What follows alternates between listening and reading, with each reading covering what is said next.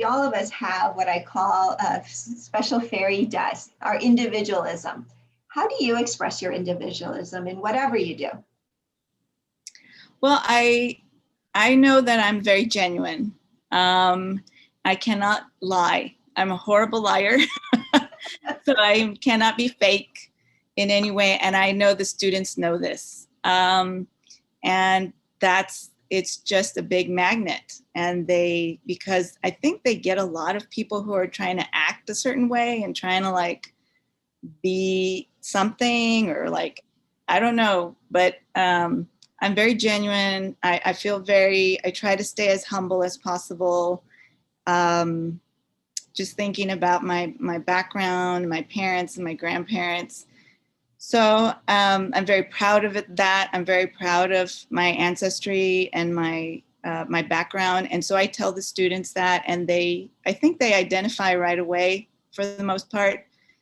And I think it's just my genuineness, my not fakeness. And I try to be funny. I don't know. Sometimes I'm funny, or I try to be silly with them and funny. Uh-huh. And a lot of times you get some eye rolls or whatever, but I try to be funny and just tell them straight up what everything is and what it's for and why are we doing this. And no, I'm not just making it up to make you suffer, and then I'll tell them what my experience was in school and what it might be like for them. And so I think that's, I try to share and I try to be as honest and genuine as I can be. So I think that's me. That's my specialness. Great. It gives them to see someone who, because you are in a role of influence there, and for them to see like, wow, that I could do what she's doing by doing this or whatever. But such as you need that positive influence. Yeah. Because sometimes you as a student sometimes don't see yourself there yet, but maybe the professor does see you.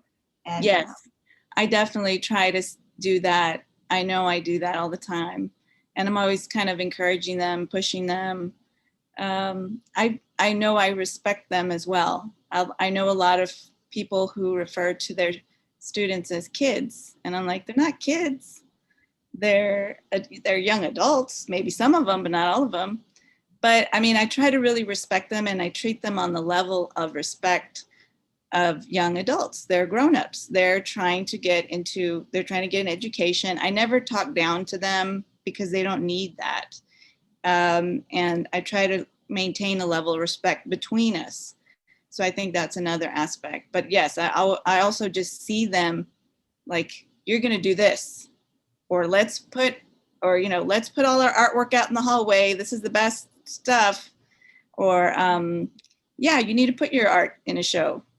Or even students that are not in my class anymore, if we're friends on social media, I'll send them links to things, say, oh, you should really apply for this art show. And they're like, yeah, cool, thank you. And I'll even like go to lunch with them after they're out of my class. I'll try to maintain contact with many of the students. And that's also very rewarding as well. Yeah. And that definitely makes sense. Again, it's that specialness of you taking your time outside of the classroom to see them, to support them, to be there for them. Yeah.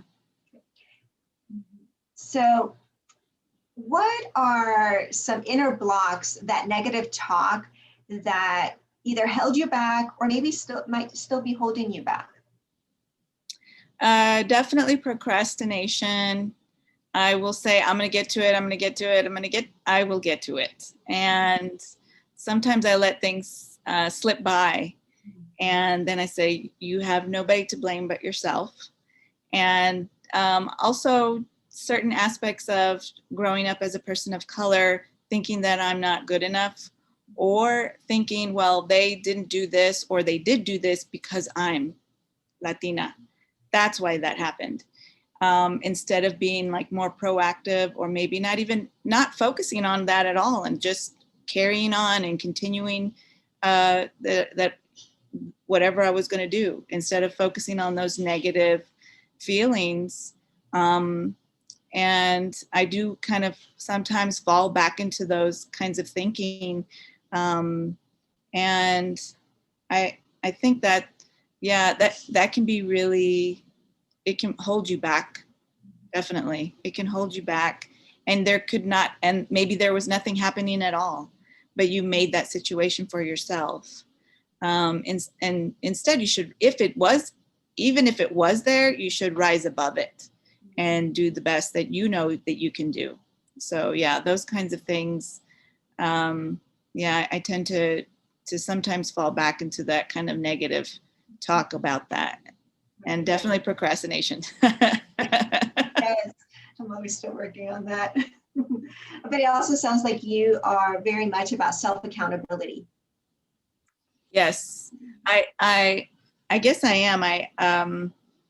But I can also be really hard on myself is another thing. Is if I make a mistake, I tell my students and I tell my kids, I'll say mistakes help you to grow. But then if I make a mistake, I can sometimes be too hard on myself and say, oh, how could you do that?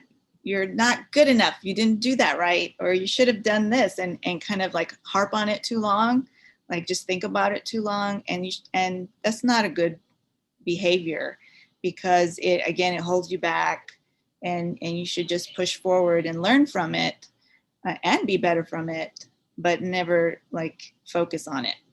Yeah.